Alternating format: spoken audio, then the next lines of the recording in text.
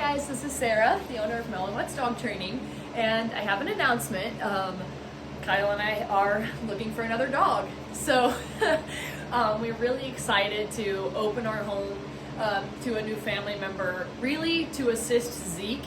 He has come such a long way, but there's only so much that a human can do to a dog who is this traumatized. I don't even really like to use the word traumatized with dogs because dogs normally just live in the moment and they don't necessarily, most dogs aren't this severe, right? So we've just noticed he's totally different around dogs, and female dogs in particular, I think. So because that's all he knew, he was a stud at a puppy mill. So we're looking, and I'd love to share at least our first experience. We went and looked at 2 shelters in Indianapolis on Sunday. I'm not going to say where they are, what they are, but I'm going to be honest about our experience and kind of tell you where we're at.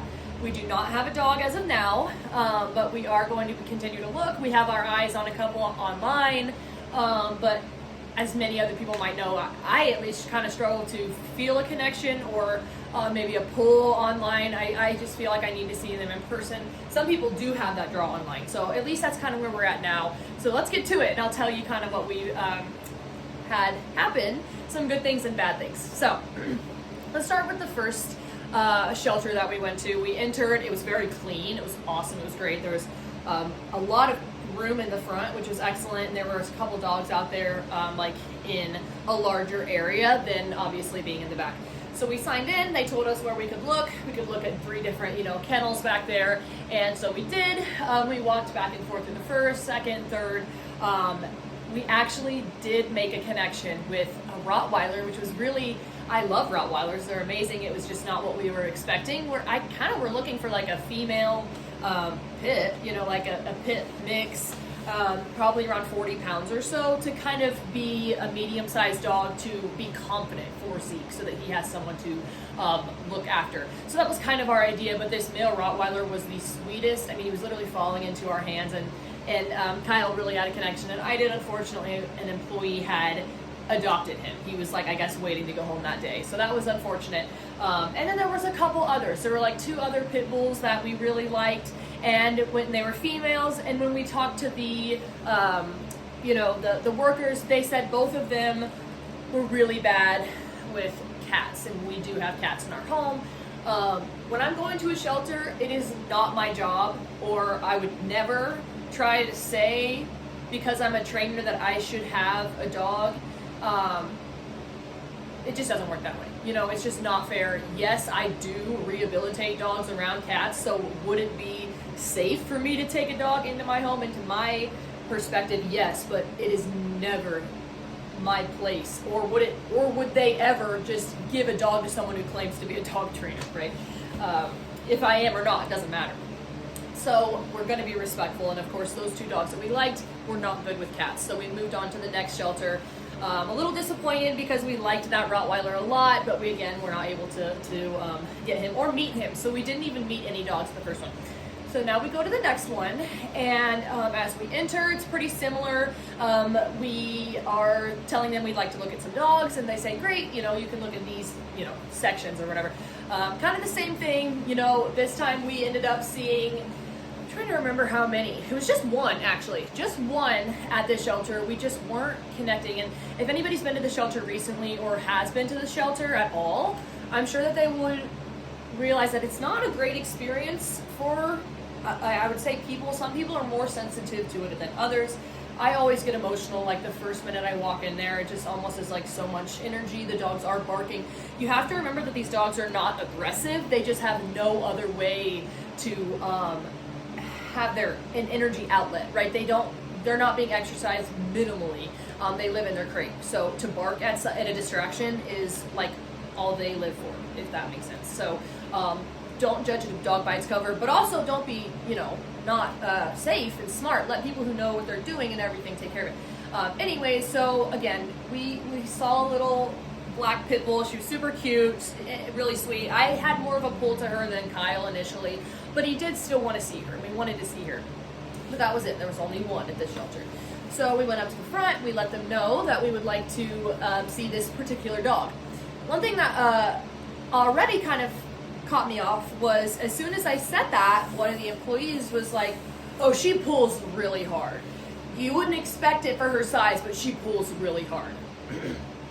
And I just kind of looked at her. I was like, I didn't really reply. Because I kind of found that to be a little bit of an odd thing to say, especially to someone who's coming to adopt a dog. It just felt like almost a little bit of like a reason not to adopt her. And it just, it rubbed me the wrong way a little bit, but I'm not going to say anything. I'm not going to say, everybody here does this job because they love dogs and they want the best, right? That's something we all can agree is people who work in the shelter and do this job. It is a hard job and it is so amazing and we need these people. So again, it's not my place, whatever.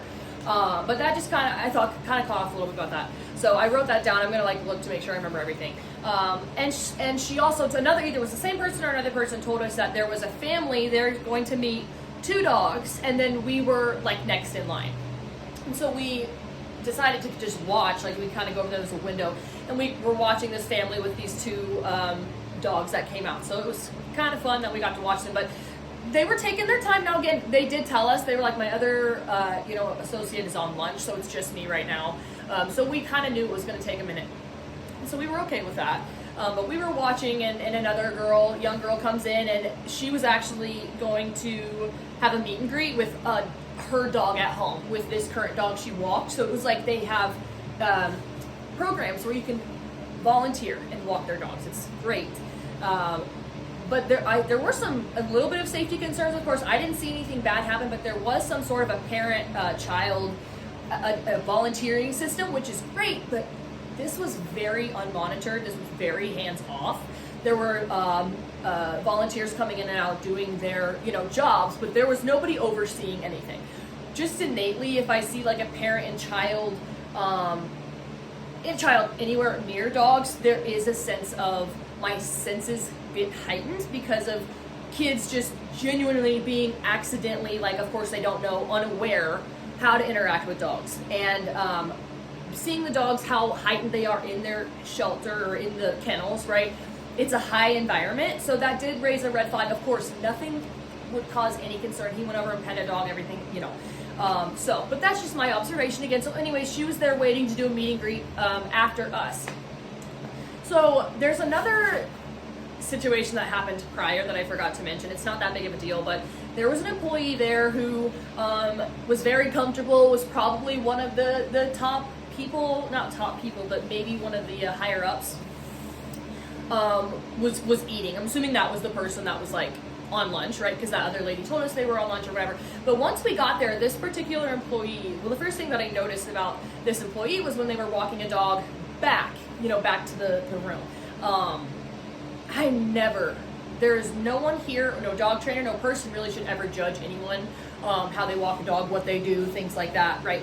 But as a dog trainer, I just observed these things. As a PetSmart trainer, that was literally my job.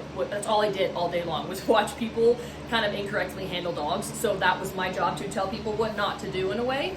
And this particular person was walking a dog down, and they I don't think they were using, I can't remember if they were just using collars or slip leashes or harnesses. I really can't remember. Regardless, this dog was pulling. Now, in the shelter, yeah, these dogs are going to pull. Our dogs at home pull. It's just, they need training, whatever. But this employee was saying, easy, easy, easy, girl, and was literally being dragged. And again, that this is an employee, right? There's just some level of professionalism that, and again, I'm not trying to judge. There should be no judgment. This is just all my observation and kind of my experience when I was there, what I saw, right? Did they do something wrong? No, no, but that just, a little bit of kind of uneducation is present. Now, that is everywhere we go. When I was hired at PetSmart, you get very minimal training, right? That's just part of it. There's no judgment there, but that's, again, an observation. Later on, the same person, I say that because they were talking to a family, and she told this family that their dog they were wanting to adopt, she said that this dog was starting to have a collapsed trachea, and that this dog could never, ever have a leash and collar on because of that. And just one thing's for sure is a veterinarian has to say this dog has a collapsed trachea, or this is something that a vet is trained to look for, to do. And in my experience of 6 years here, I've never seen a dog with a collapsed trachea or experienced one. My boyfriend works at the salon here. He's never seen one. He's been a bather for like a year and a half. He's never seen one, but dogs have them. Did a little bit of research, and it's a lot from like wheezing, barking excessively. A lot of times people will say like leashes and things can cause a collapsed trachea. From the research, it didn't seem like that was a high like reason for it. There's a lot of medical issues why a dog will have a collapsed trachea. Anyways, again, this person telling them they can never, ever, ever put the leash and collar on there except to wear tags, right? Except to like identify the dog. So there are red flags with just saying anything about being finite, about saying a dog can never have this or that, because it just, this is one person's opinion, right? And again, there's so many opinions in dog training, but some can be negative to people if they don't know better, and it may not help them at all. But again, there's no shame, there's no judgment. This is all just observation and stuff that we should be aware of, that this is kind of what's in our shelters nowadays. So lastly, to end the story quickly, I mean, again, we did not end up getting a dog. We were waiting, and that girl who had her dog that was going to meet the home dog, the employee who was on lunch, just decided to take them and just immediately take them into the room after that other family left and after they saw the two dogs. So we kind of got like cut, you know what I mean? Like people cut in line or whatever. And we were just kind of a little bit frustrated and kind of felt like ignored, and so we just decided to leave. Unfortunately, it's never the dog's fault, of course, but at least if we did at this shelter, it didn't feel right for us to fully we didn't feel a connection with the people there, and I think that is important as well, where we want to support something. Now, our shelter's amazing and great, yes, like no shelter should say it's bad or good, great. This is just observation. So this is part one. I'm going to continue telling stories about how or what the dog, who we get. I hope you enjoyed, and we will continue this next time.